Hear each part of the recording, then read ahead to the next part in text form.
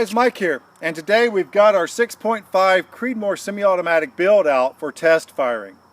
Remember the criteria for this build: high precision, low weight, and modest cost. Today we want to evaluate reliable function, looking for signs of overgassing, make sure the gun cycles well. The second thing we want to evaluate is muzzle velocity out of this nice 22-inch stainless steel barrel, and then we can calculate muzzle energy. And then we'll be doing 100-yard accuracy testing. We're going to look at two different rounds in today's test. These are both Hornady rounds, 143 grain and 120 grain projectiles. What I'm going to do initially is just use one round in the magazine, make sure that the bolt locks back on the empty magazine with each shot. We'll make sure the gun cycles and ejects the casings, and then we'll look at the casings very carefully for any signs of overpressure. After each round, for the first 10 rounds, we'll go ahead and swab this barrel with a nylon bristle brush and a patch. We're going to video record every single shot that this rifle makes today so that we can see if there are any issues, and we'll carefully be able to evaluate those. I'm going to start with the 120 grain rounds. We'll use the factory supplied magazine and just one round in the magazine to make sure that we appear to have proper function. As we just start checking this gun and zeroing in the scope, we have the Caldwell lead sled to try to help us take more accurate shots. Okay, it ejected. Let's look at the brass. Our velocity is 2912. 2912 with 120 grain ammo. We'll calculate the muzzle energy with that. Let's look at the brass. So we have a little smearing of the primer, no pierced primer. We got the ejector marks on the brass. The bolt did hold back. So now I'm going to take the bolt out and we'll just run a patch down the bore. Okay, second shot, 120 grain. 2941, velocity 2941, bolt held back. Brass came out at about 1 o'clock. Okay, third shot.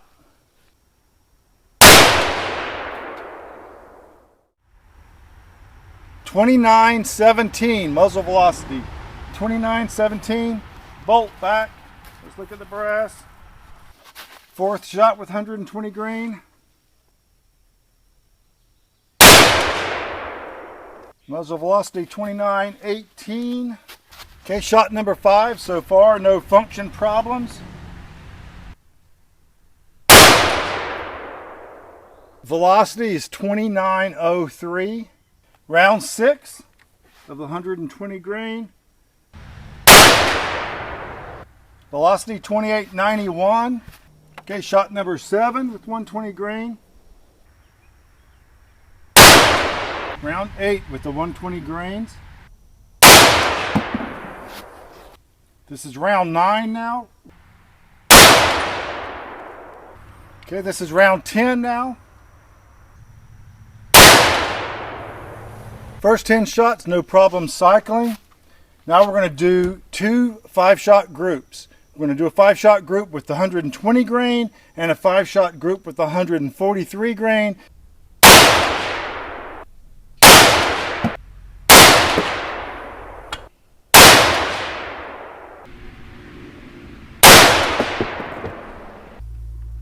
This is the Hornady 143 grain EDL-X.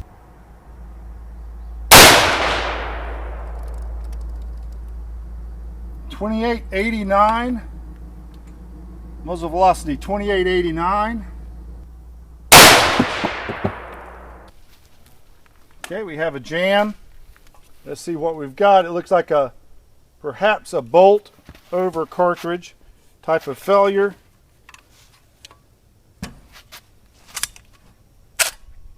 Yep. So that's a feed problem. I'm going to go ahead and switch to the Generation 2 mag pull. Okay, we got 3 more rounds now with the P-mag. Let's see if we have any feeding issues with this.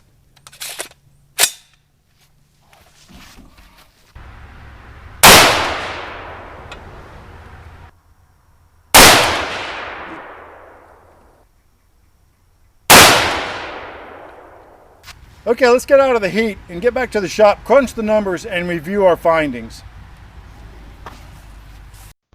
First, let's look at the brass. While we're looking at the brass, we want to consider two things. Do we have evidence that this rifle system is overgassed? And do we have evidence that it's overpressured? As far as overgassed, what we're talking about is the amount of gas that's delivered to the bolt carrier to cycle the rifle. And signs of overgassing would be failure to extract, the bolt unlocks prematurely, and the brass is still pressurized when the bolt tries to travel rearward. And you can see on the brass extractor marks when this occurs, and as far as function goes, you have occasional failure to extract. And we saw no failure to extract problems with this rifle when we test fired it. And looking at the brass, we see no extractor pull marks on the rim of the brass cases. The second question is whether the rifle is overpressured, and overpressured refers to the overall chamber pressure and whether it's reaching a pressure that might be unsafe. Looking at the brass, we're looking at the head stamp, we're looking for marring and smearing of the head stamp, we're looking at the primer for flattening of the primer, pierced primers, and some primer flow. And when we look at this brass, we see a little bit of marring of the head stamp, but not dramatic. As far as the primers go, we had no pierced primers. There was some very minimal flowing of primer material around the tip of the firing pin. You can see if you look closely at a couple of these cases, but there are no gross signs of overpressure. These brass cases are all from the 120 grain projectiles.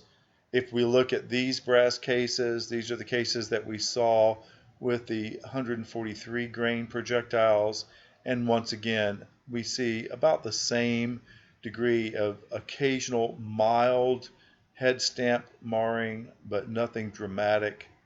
No real flattened primers, no pierced primers, and a little bit of mild flow around the primer and the firing pin.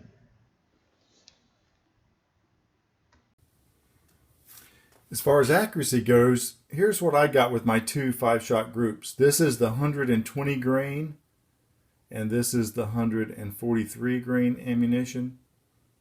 And I get about an inch deviation from the center of the shot, and about the same thing here. So you have about 2 minutes of angle. And I've said over and over again in my videos that I'm just not a good bench rest type shooter.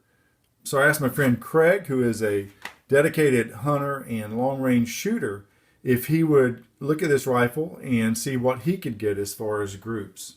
Craig took the rifle out and shot the rifle, got used to it a little bit. Then he did a couple of 3-shot groups that he wanted me to show you.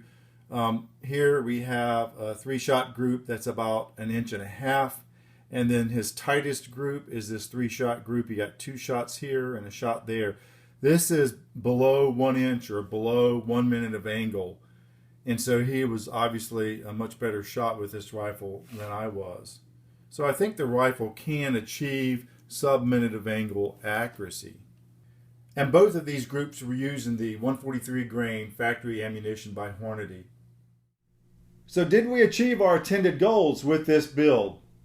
We've ended up with a lightweight rifle that has this beautiful 22.5-inch stainless steel match grade barrel. We have the top-notch Geisley trigger, and we have the Generation 2 small frame 308 chassis.